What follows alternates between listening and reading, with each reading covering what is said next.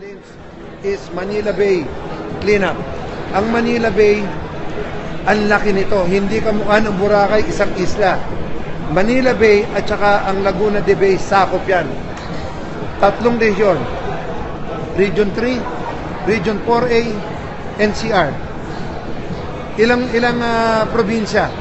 7 probinsya, 179 cities and municipalities, 5,700 barangay. Ito ang cover niyan.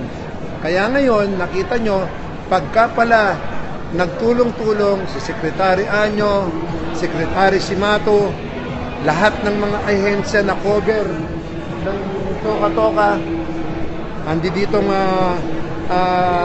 Manila Water, Maynilad, tapos mga NGO, kayang-kaya pala. Just imagine, wala pang 1 month.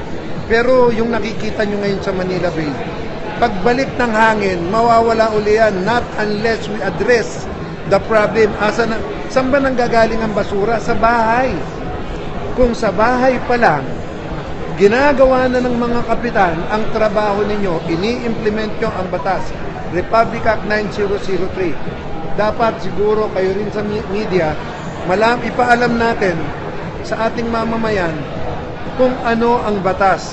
Pag nahuli kang nagtapon ng basura under Republic Act 9003, 6 months to 6 years imprisonment.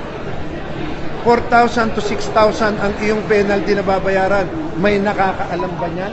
Sir, nabanggit ko ninyo kanina yung